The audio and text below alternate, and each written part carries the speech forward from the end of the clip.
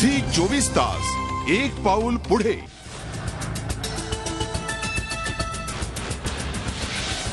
लगेचच वळूया कोकणाकडे। रत्नागिरी जिल्ह्यातल्या पोमेंडी रेल्वे स्टेशनवर ग्रामस्थांनी कोकण रेल्वेच्या व्यवस्थापकीय संचालकांना घेराव घातला।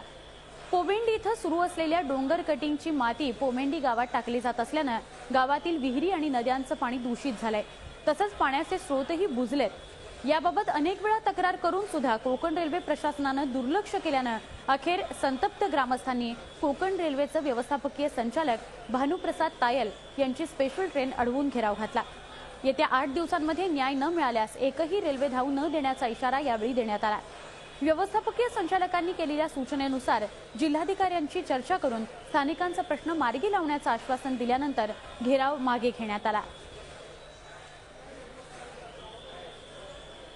जोपर्यंत समस्या आमच्या सुटत नाही, जरी आमचा एमडीवरही विश्वास नाही, कारण ह्यांच्या अंतर्गतल्या अधिकाऱ्यांनी जी आश्वासने दिली होती त्यातली एकही पूर्तता केलेली नाही। पोमेंड इथला महाभयंकर इथला आमचा आता जो अडचण निर्माण झाली, इकडे कुठलाही लोकप्रतिनिधी लक्ष घालत नाही। त्यामुळे हा लढा आम्हाला ग्रामस्थांना, आम्हाला ग्रामपंचायतीला आम्हाला आता लढा उभा करायचा आहे, ग्रामस्थांना उभा करायचा आहे, कारण आमच्या समस्या आम्हाला निवारण करायचं आहे। कारण आमचं जगणं हे आता मुश्किल झालंय, त्यामुळे आम्ही प्राणपणानं लढू आणि रेल्वे इथनं जर केलं नाही तर एकही रेल्वे आम्ही 8 दिवसानंतर कोकणातली जाऊ देणार नाही। झी 24 तास एक पाऊल पुढे।